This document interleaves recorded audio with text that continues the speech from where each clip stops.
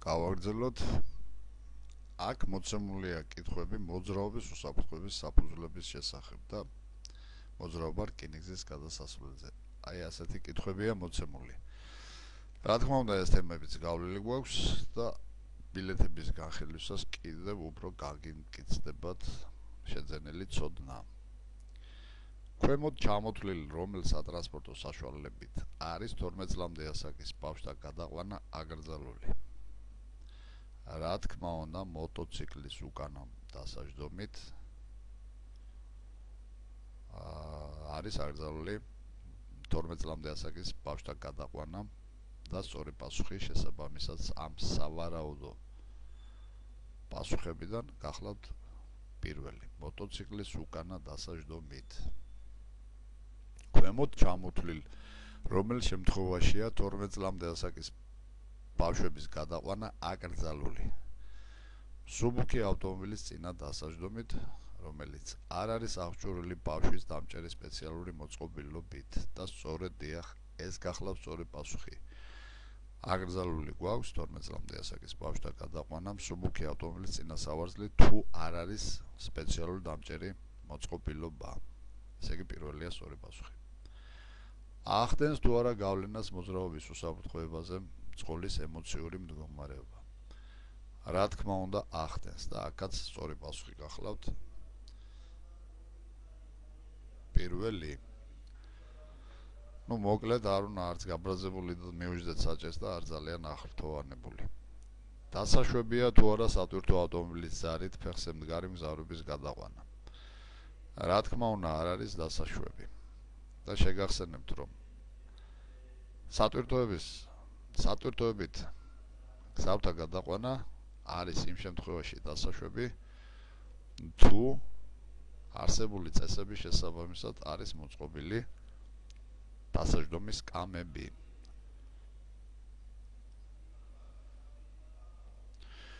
შუქნიშნის ნებადამრთვალ სიგნალის მოლოდინში აღამართზე გაჩერების დროს ავტომობილის მდგრადობის შენარჩუნების მიზნით უმჯობესია.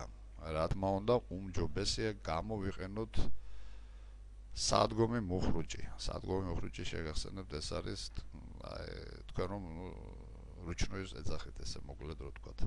რაც შეეხება მუშა მუხრუჭს კიდევ შეგახსენებთ, ის არის ოდესაც ფეხს აჭერთ სატერფულზე, ის გახლავთ მუშა მუხრუჭი.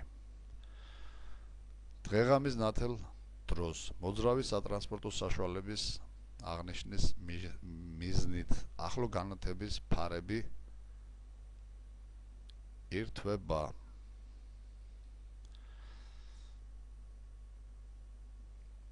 მხოლოდ მოტოციკლებსა და არა, ორგანიზებულ და არა, ყველა ზემოთ ჩამოთვლილ სიტუაციაში. ესე იგი, დღეღამის ნათელ დროს მოძრავ სატრანსპორტო საშუალების აღნიშვნის მიზნით ახლო განათების ფარები ირთვება. მოკლედ დღის ნებისმიერ დროს მუდმივად ჩართული ფარებით უნდა იარონ მოტოციკლებმა და ორგანიზებული კოლონაში მოძრავმა სატრანსპორტო საშუალებამ. აქ სწორი პასუხია ყველა ზემოთ ჩამოთვლილ სიტუაციაში. ეს თემაც შეგახსენებთ, რომ რა თქმა უნდა გავლილი გვაქვს. დღეღამის ნათელ დროს ბავშვთა ჯგუფების გადამყვან ავტობუსებზე და სატვირთო ავტომობილებზე რა შემთხვევაში უნდა ჩართოთ ახლო განათების ფარები? რა თქმა უნდა, ყველა შემთხვევაში, როდესაც ხდება ბავშვთა ჯგუფების გადაყვანა და სწორი პასუხია მესამე. ადგილებში, სადაც აკრძალულია გაჩერება, იძულებითი გაჩერებისა და ავარიული სიგნალიზაციის გაუმართავობის შემთხვევაში წყალი ვალდებულია.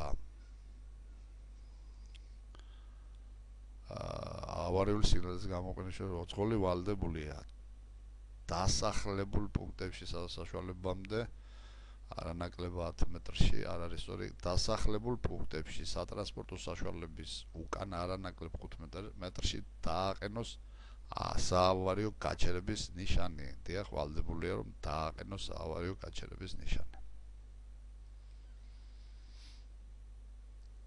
ველოსიპედისა და მოპედის მოძრაობა დასაშვებია.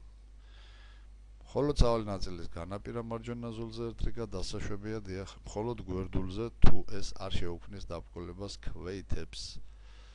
ესეც დასაშვებია, ანუ სწორი პასუხია ორივე ზემოთ ჩამოთვლილ შემთხვევაში. ორივე ჩამოთვლილ შემთხვევაში. მოცემულ სიტუაციაში გაქვთ თუ არა რკინიგზის გადასასვლელზე შესulis უფლება. შლაგბაუმი ღია, მაგრამ ანთია შუქნიშანში წითელი სექცია, ეს იმას ნიშნავს, რომ ჩვენ გადასასვლელზე შესulis უფლება არ აგვაქვს და სწორი პასუხი გახლავთ მესამე.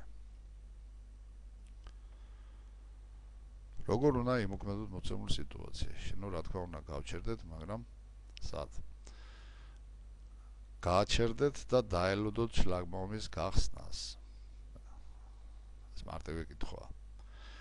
მოცემულ სიტუაციაში გაქვთ თუ არა რკინის გადასასვლელზე შესulis უფლება.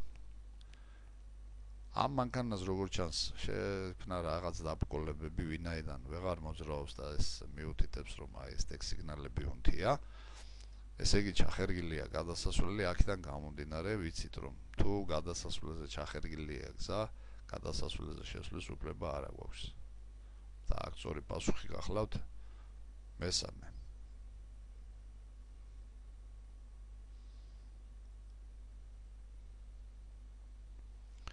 მოცემულ სიტუაციაში გაქვთ თუ არა რკინიგზის გადასასვლელზე გადასვლის უფლება.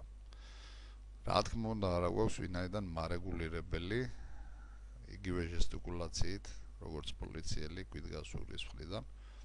ეს იმას ნიშნავს, რომ ჩვენ გვეგრძალება შესვლა.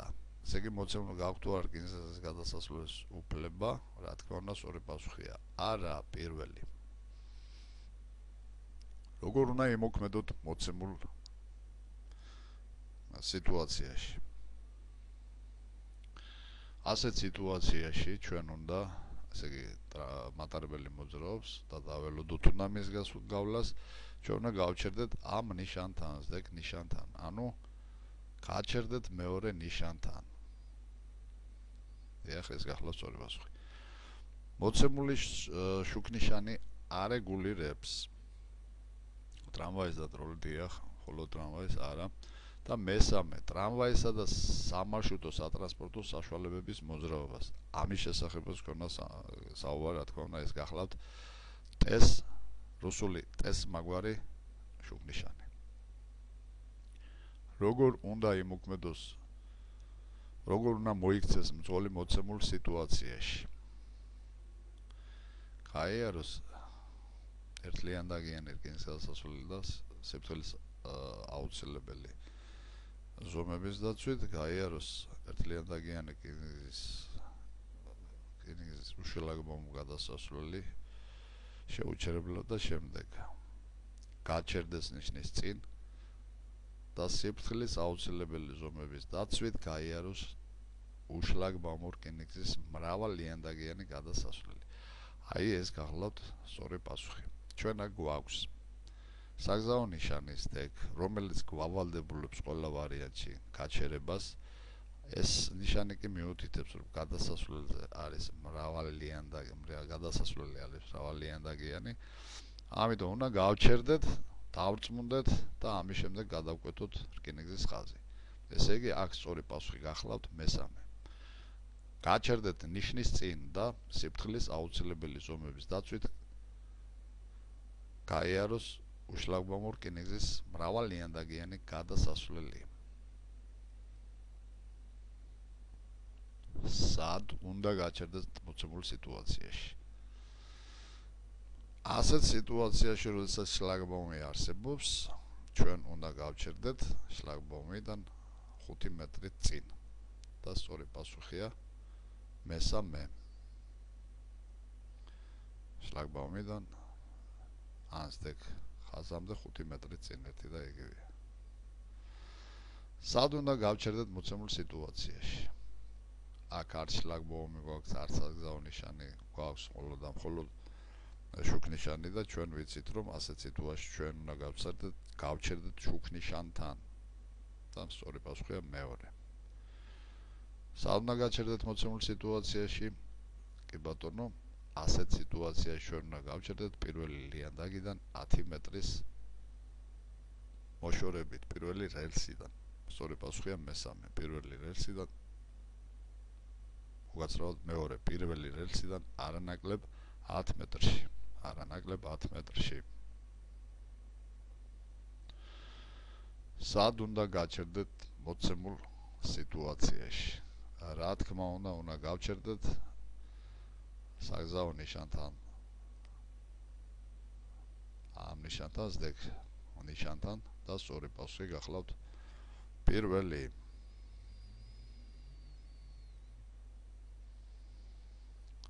სად უნდა გაჩერდეთ მოცემულ სიტუაციაში? შლაგბაუმიდან 5 მეტრში. შლაგბაუმის წინ 5 მეტრში სწორი პასუხი გახლავთ მეორე. რკინიგზის გადასასვლელიდან არანაკლებ რა მანძილზე შეიძლება სატრანსპორტო საშუალების დგომა? რა თქმა უნდა რკინიგზის გადასასვლელიდან არანაკლებ რა მანძილზე 50 მეტრი. დიახ, სწორი პასუხი გახლავთ მესამე. მინიმუმ 50 მეტრით მაინც უნდა ვიყოთ მოშორებული, რომ დგომის უფლება გქონდეს. რა უახლეს მანძილზე იკრძალება რკინიგზის გადასასვლელიდან დგომა? რა უახლოეს მანძილზე იკრძალება რკინიგზის გადასასვლელიდან დგომა? ესე იგი 50 მეტრზე ახლოს უკვე დგომა აკრძალულია. საერთო განგაშის როგორი ხმოვანი სიგნალი უნდა მისცეს მძღოლმა რკინიგზის გადასასვლელზე იძულებითი გაჩერების შემთხვევაში თუ სატრანსპორტო საშუალების გადაყვანა გადასასვლელიდან შეუძლებელია? ესეც აღწერილი გვაქვს ჩვენ. ეს არის საგანგაშო ხმოვანი სიგნალი SOS. ერთი გრძელი და 3 მოკლე ხმოვანი სიგნალი უნდა მივცეთ ამ სიტუაციაში.